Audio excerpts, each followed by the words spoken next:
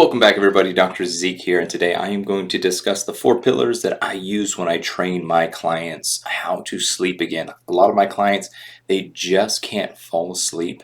Others, they wake up and they can't go back to sleep. Or sometimes they're just waking up periodically throughout the night. And I want to take you through the framework because I think it's very important to understand what goes into fixing someone's sleep, what you have to look at. And huge shocker, it's not just about sleep hygiene that we're always taught. So today we are going to discuss the 4 pillars of quality sleep and the diabolical nature of stress and how that can really turn things around when it comes to us trying to relax and fall asleep. And then I want you to really focus on the 2 types of stressors that you need to be aware of in order to start fixing your sleep and lessening that inability to calm down and relax at night. So you have probably seen this slide, and I use these emojis a lot. You have on one side sleep pressure, on the other side circadian rhythm. Sleep pressure is kind of that chemical that builds up throughout the day, and then once you start to feel the sleepiness and the drowsiness, that's actually a chemical in your body that is building up that sleep pressure and therefore making you feel tired. Think of it as nature's sedative. And then on the other side, we have our circadian rhythm. This controls all the hormones in our body. It controls melatonin, cortisol, testosterone, growth hormone, and many others, when to produce them, when to rejuvenate. It also controls the cells in our body. And so there's a lot of factors and habits that I will be going over with you on how to influence the circadian rhythm so we can align it with our schedule. And then down at the bottom is the foundation of what destroys most people's sleep. You have stress.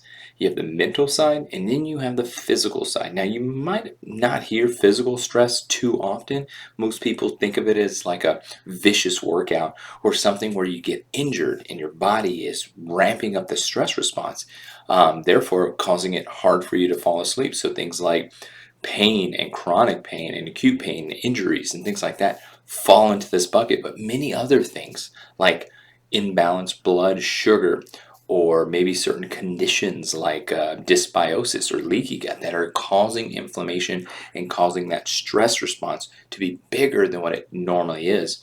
And combine that with any mental stress, well, now you're taxing the nervous system the same exact way. So, one thing I really want to talk to you about is there are acute symptoms of sleep deprivation that we know of, right? You're irritable, your anxiety is really heightened, you might be a little bit angry. You also know there's a cognitive impairment, right? Reduced attention span, low processing, poor decision making, memory problems. That goes for a lot of us. You see it a lot in athletes. They make the wrong decision when they should have thrown to first base. Instead, they threw it to third base. So things like that.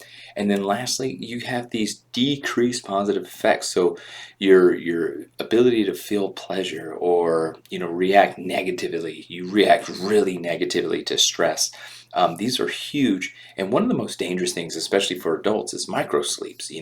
This is those involuntary lapses of just falling asleep. We see a lot of adults in car accidents that just went to bed, no reaction time, and they almost say this is worse than drunk driving. So very serious to be aware of. But you know this, long-term sleep deprivation, depression, anxiety, sometimes suicidal ideation. We've seen neurodegenerative diseases like dementia and Alzheimer's.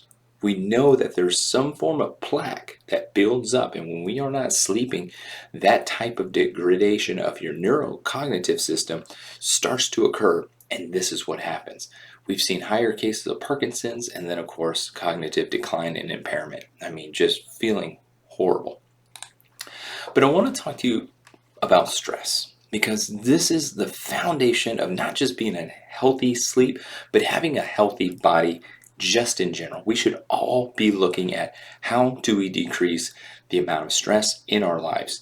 So when you take the stress response, what's happening? This stress response, you're going to have heart rate and blood pressure, they start to increase. You have a respiratory rate starts to rise, so you're trying to get more oxygen into your muscles. The blood flow leaves the gut, so there's no digestion happening when you are in fight or flight. And then you have your blood flow to the muscles. Everything's happening because you are ready to run or fight.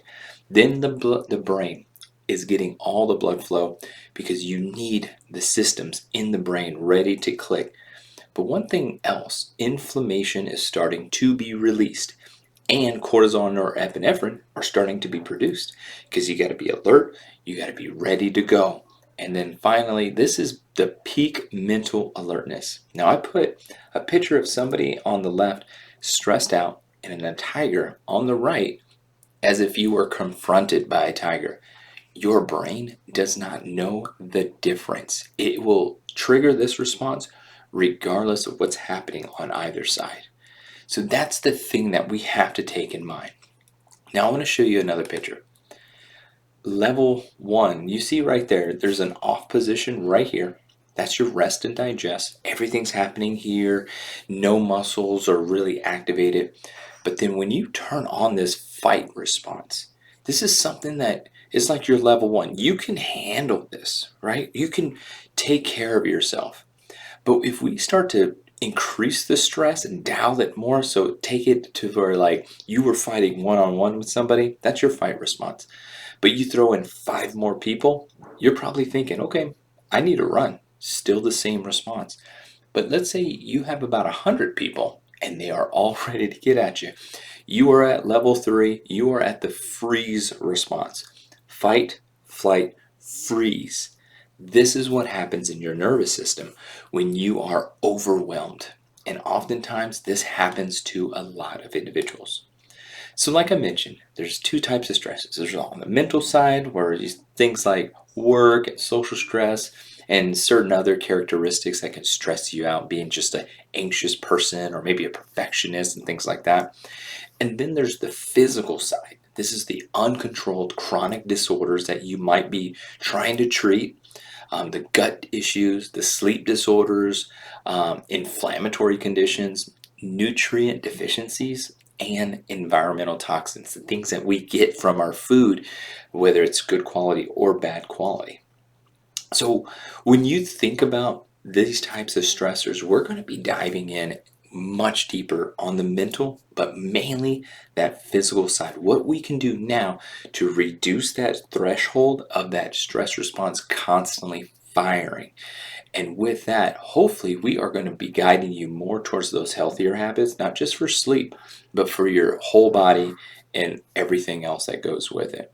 So I hope you enjoyed this video. Please throw down a like, a share, a follow, comment below if there's something that did trigger your brain and you want to know a little bit more about it. I'd love to answer it down below or potentially make a video moving forward. So I appreciate you guys joining in, and don't forget, hit the follow button. I'll talk to you guys later. See ya.